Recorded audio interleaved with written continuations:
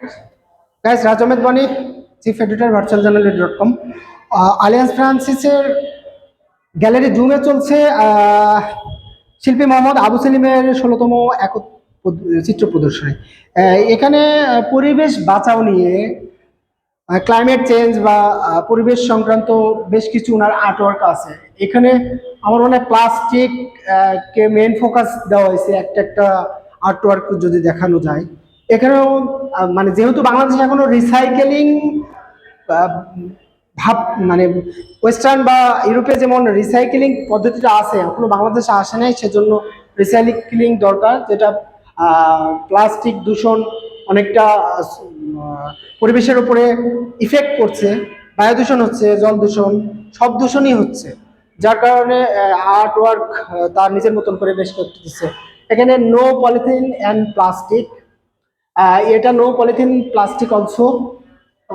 এবং এটাতে স্পেশালি আমি একটু দেখাই সেভ দ্য সি। সি আমাদের বে অফ বেঙ্গল। এখানে একটু ক্যামেরা ক্লোজ করে একটু দেখাইতে পারি যে এখানে কিভাবে বাঁচানো যায় সমুদ্রকে এবং সমুদ্রের প্রাণীগুলোকে। এটাকে খুব সুন্দরভাবে আর্টিস্ট সেলিম বেশ প্রডিউস করছে।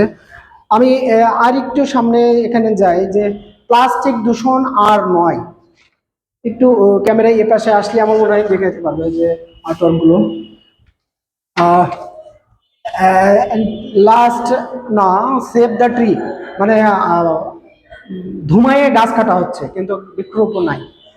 এজন্য সেভ দ্য ট্রির জায়গা থেকে আমাদের গাছ না বাঁচলে আমরা অক্সিজেন করতে পারবো। Save save the tree. এখানেও সেলিম তার জল কালার ম্যাক্সিমামই ওয়াটার কালার দিয়ে পেন্ট করা। এখানে দেখা যাচ্ছে স্পেশালি আমাদের বে অফ বেঙ্গলকে রিমুভ করা।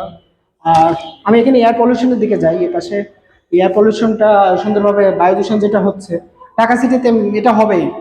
না হলে ঢাকা থেকে 2-2.5 কোটি মানুষের বসবাস, 1 কোটিকে ডিস্ট্রিক্ট লেভেলে পাঠাই দিতে হবে। সাউন্ড পলিউশন অলসো, এখানেও সাউন্ড পলিউশন। আমি আর বেশি দেখা যাচ্ছি না, কারণ গ্যালারি জুম যা আছে আর্টিস্টের সেলিমকে আমি পাই। সাউন্ড পলিউশন অলসো, সাউন্ড পলিউশনটা হর্ন বাজানোটা এটা অনেক নয়েজি। এটা ঢাকা সিটিতে টপ। তো গাইজ, থ্যাংক ইউ রাজু।